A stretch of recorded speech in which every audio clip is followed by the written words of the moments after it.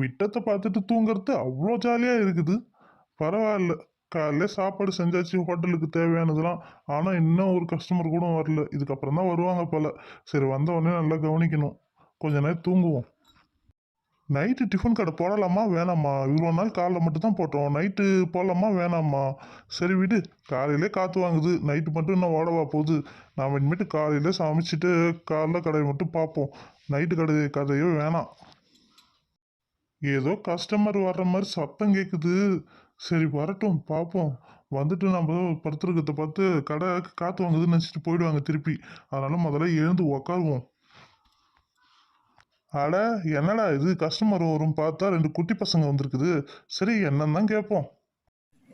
Uncle, உங்க ஹோட்டல்ல சூடா என்ன இருக்குவா அங்கிள்? குட்டி பாப்பா, சூடா அடுப்பு கறி மட்டும்தாம்மா இருக்குது. ஐயோ அங்கிள், நாங்க சாப்பிட்றதுக்கு சூடா என்ன டிஃபன் இருக்குன்னு தான் கேட்டோம். உங்க கடையில அடுப்பு கறி இருக்கா நாங்க கேட்கவே இல்லை. ஓ அப்படியா? சரி சரி. எங்கள் கடையில் வந்து சுட சுட தோசை, இட்லி, சப்பாத்தி, சாம்பார், சட்னி, அதுவும் இல்லை ஸ்பெஷலாக வந்து கேவுரு சேமியா புட்டு ஒன்று வச்சுருக்கோம். அதுவும் நல்லாயிருக்கும். கொஞ்சோண்டு டேஸ்ட் பண்ணி பாருங்கள், எப்படி இருக்குன்னு சொல்லுங்கள். அங்கிள், உங்க கடையில வந்து இந்த பூரி மசாலாலாம் எதுவும் இருக்காதா? ஏ கையல், கண்மணி, சும்மா இருக்க மாட்டீங்க. வீட்டில் தான் பூரி சாப்பிட்டீங்க, இங்கே வந்து பூரி தான் கேட்கணுமா? ஆமாம், மசாஜ் படி சொல்லு. டெய்லி நீ பூரியா சுட்டு கொடுக்குற. காலையில் இட்லினா சாயந்தரம் தோசை, காலையில் தோசைனா சாயந்தரம் இட்லி. இப்படியே தானே வாரத்துக்கு 5 நாள் ஓட்டுறீங்க.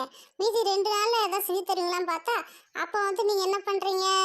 உப்புமா செய்கிறீங்க, அதை விட்டு கஞ்சி காய்ச்சிறீங்க. இதேமாரி தானே போகுது. எங்களுக்கு பூரி வேணும். சரிங்க, சுட சுட இட்லி இருக்குது, தோசை இருக்குது, சப்பாத்தி இருக்குது. உங்களுக்கு என்ன டிஷ்ஷுங்க வேணும்?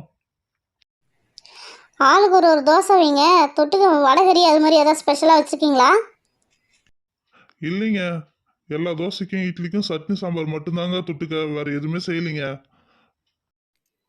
அம்மா, போய் இந்த ஹோட்டலுக்கு தான் இட்டுட்டு வருவேன். சட்னி சாம்பார் இதை தவிர வேறு எதுவுமே இல்லையே. இதுதான் நாங்கள் வாரத்துக்கு 5 நாள் சாப்பிட்றோம். இட்லிக்கு தோசைக்கு சட்னி சாம்பாரை மாற்றி மாற்றி வச்சு சாப்பிட்றோம். ஏதாவது வடகறி குருமா அது மாதிரி இதாக இருக்குன்னு பார்த்தா எதுவுமே இல்லை. இந்த தோசை சாப்பிட்றதுக்கு நம்ம வீட்டிலே சாப்பிட்டுக்கலாம் போல. அப்படி சொல்லுங்க கையிலும் கண்மணியும். நான் வீட்டில் தோசை சுட்டு தரும்போது இந்த சட்னியா இந்த சாம்பாரா சொல்லுவீங்களே, இந்த ஹோட்டலுக்கு வந்த அப்புறம் இதை தான் ஊற்றுறாங்க. இதுக்கு நம்ம வீட்டிலே சாப்பிட்டுக்கலாம் தெரியுமா?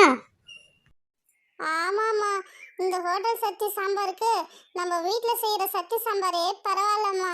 என்னம்மா நீங்கள் இந்த ஹோட்டலுக்கு இட்டு வந்திருக்கீங்க? அம்மா, இந்த தோசை நல்லாவே இல்லைம்மா. அடுத்தது வேற ஏதாவது சொல்லுமா, நாங்கள் அதையே சாப்பிட்றோம். காஞ்சி போன வரட்டி மாரி இருக்குமா அந்த தோசை? அங்கிள், உங்கள் ஹோட்டலில் noodles, fried rice, chicken, mutton, biryani, நானு ஏதாவது இருக்குதா அங்கிள்? நான் மட்டும்தாம்மா இருக்கிறேன், நானும் இல்லைம்மா. ஏ பசங்களா, சீக்கிரம் சாப்பிடுங்க, சிரிக்காதீங்க. மணியாவது பாரு. அடுத்தது என்ன வேணும்னு சொல்லுங்க. பசங்களா, இட்லி இருக்கு, சாப்பிட்றீங்களா? சரி சரிங்க, ஆளுக்கு ஒரு இட்லி மட்டும் வச்சிருங்க. அது போதும். அது சாப்பிட்டதுக்கப்புறம் என்ன வேணும்னு பார்ப்போம். ஐயோ, மீண்டும் மீண்டுமா அதே சட்னி அதே சாம்பாரா? ஐயோ ஐயோ, இட்லியா இது? கருங்கல் மாதிரி இருக்குது. ஐயோ, ஆணி அடிக்கலாம் போல் செவுத்தில் வச்சு. அதுக்கப்புறம் டஸ்க்குக்கு வந்து முட்டு கொடுக்கலாம் போல். இட்லியா இது? இதுக்கு நம்ம அம்மா சுடுற இட்லியே பரவாயில்ல, சாஃப்டாக இருக்குது. இவர் என்ன இட்லியா சுட்டுக்காரு? கருங்கலை சுட்டு வச்சுருக்காரு. ஷூ, பசங்களா சீக்கிரம் சாப்பிடுங்க, பேசிக்கிட்டே இருக்காதீங்க. நம்ம அடுத்தது கடைக்கெல்லாம் போகணும். சீக்கிரம் சாப்பிட்டு வாங்க பசங்களா. ஐயோ, இந்த இட்லியை நம்ம சாப்பிட்டா மென்னாவே பல்லு போயிடும் போல. அந்த அளவு கருங்கல் மாரி இருக்கு. இதுல உளுந்து போட்டாரா இல்ல இவரே உளுந்து வாரினாரா? எனக்கு ஒண்ணுமே புரிய மாட்டேங்குது. இட்லியா அது? எனக்கு வர்ற கோவத்துக்கு இந்த இட்லியை தான் அவன் தலையில போட்டு அடிச்சிடுவோம் போல இருக்கு எனக்கு.